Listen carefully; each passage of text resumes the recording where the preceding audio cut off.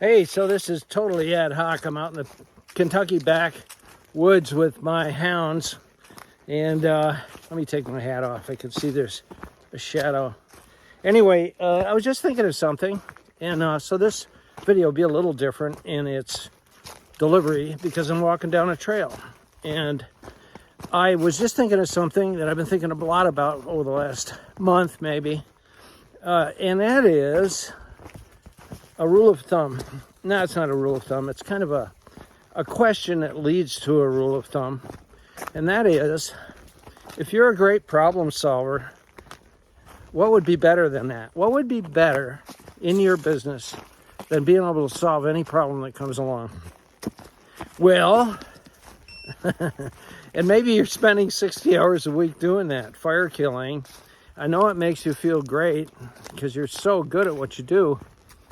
But what if you could eliminate 90% of your problems? And of course, that's what my book is about, is creating procedures and systems in advance.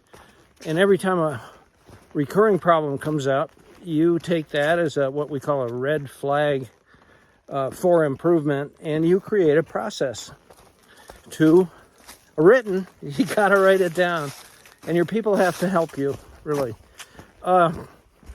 And you can knock off 90% of the fire killing in your life. And some of you out there, I know, are spending most of your time killing fires. I know you are, because that's what 90% of small businesses do.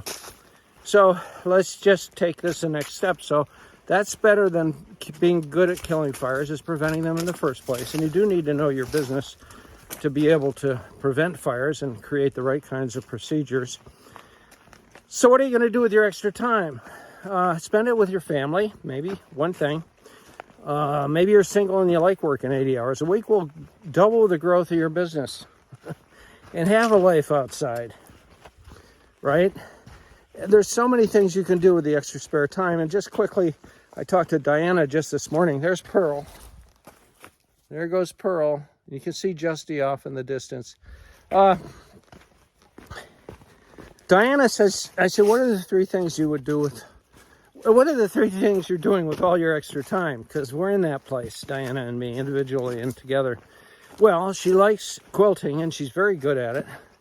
She likes cooking. She's very good at that. And we have the new baby grandchild who she's taking care of during the day, which is a delight for her and for me. My three things, I'm delighted to have the grandchild in the house. I have all this time, and we have plenty of money, all the money we need. And that's what freedom is in my mind. If you want to get militant about it, mercenary about it, having plenty of time and plenty of money is freedom. So what do? Yeah, spend time with the grandchild. Spend 3 to 4 hours a day reading all kinds of stuff. I just got Ron DeSantis' book, and I'm reading that, and I'm also in the middle of finishing up my 20th Louis L'Amour book that I've read in the last few months. And I read a whole range of fiction and nonfiction. That's what I like to do.